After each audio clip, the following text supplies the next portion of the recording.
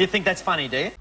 We're about 2 hours south of Perth and we're going to take a look at Australia's most unusual tourist attraction, Gnomesville. So I've never heard of Gnomesville before today, but when people found out that we were going down to Dunsborough on holiday, they were like, you going to Dunsborough? You got to check out Gnomesville. You haven't heard of Gnomesville? Make sure you go check out Gnomesville. Oh, we're on the way to Dunsborough. Gnomesville. So we thought, bugger it, we're going to go check out Gnomesville. This better be good.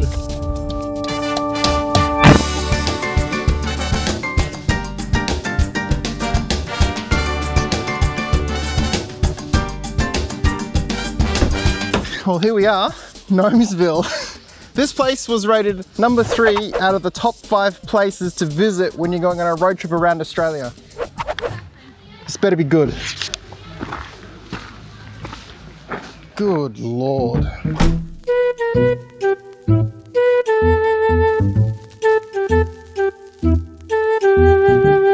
There's a dead bird right there. So the history behind this bizarre little world is a bit foggy. There was a bus crash about 20 to 30 years ago at this Y intersection, leading to the creation of a roundabout. As the construction happened, some bright spark thought it would be a good idea to place a garden gnome leaning on a shovel to watch the construction as it happened. What an epic prank. What a bloody larrikin. Actually, how annoying is that? Like, I hate it when people watch me work and then someone put a permanent pair of eyes to watch the construction of this roundabout as it happened. It's a wonder that this didn't become a square about. Yep. I'm just gonna put myself into traffic for that one. Apparently Gnomesville is a great place to bring your kids. I feel like a few gnomes would disagree with that statement. Turns out Gnomesville has a red light district. So every night after Gnome Prime, more and more gnomes appeared.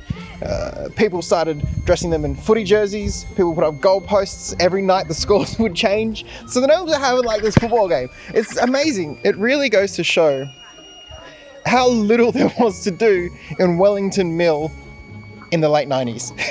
Gnomesville casts out the more useless members of society.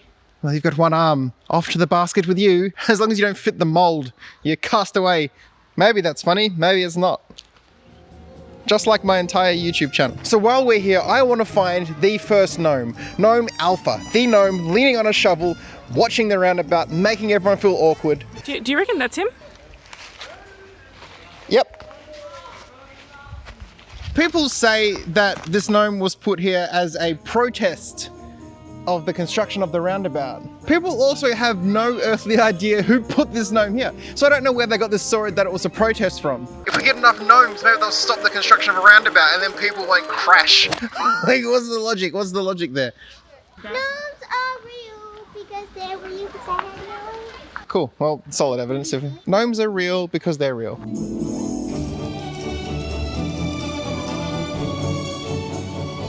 Some people have put gnomes here that are dedicated to people who have passed away.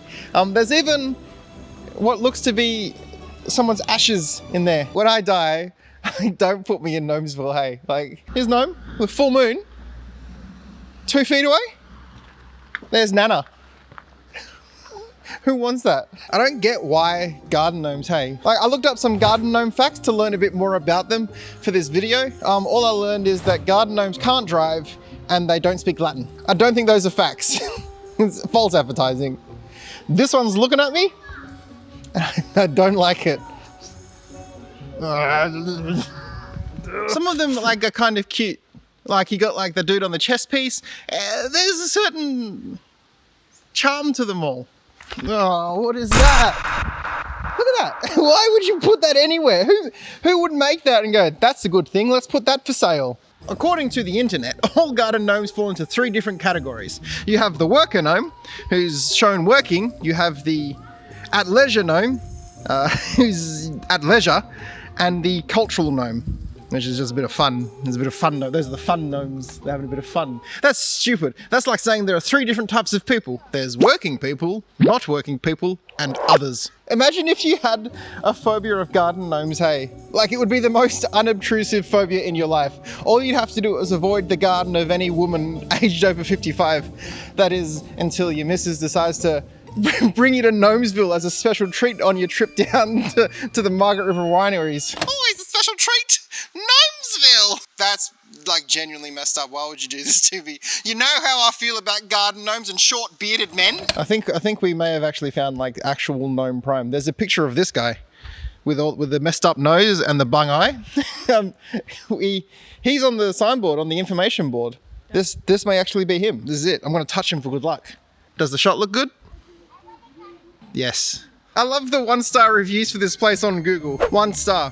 I mean, it's a bunch of gnomes. Yep. Yep. Gnomes as far as the eye can see. Literally the most disgusting thing I've ever seen. I can see his point, but imagine being so offended to leave a 1-star review. And then this is my favorite one. Bit weird. Yep, it is. It is a bit weird. And then there's this one with 2 stars. Lots of gnomes. You can leave your own. This one just stands out because he put an apostrophe in the word lots. Lots doesn't need an apostrophe. Don't know why that stuck out to me, but it did. Like, they're not wrong, but I think, like, there's a certain charm to this place. Every single gnome here has been placed by a different person. So every gnome has a story. And every person who placed this gnome has a story. At some point, all these stories and lives have converged here at Gnomesville. I think that's actually pretty special. I have an idea.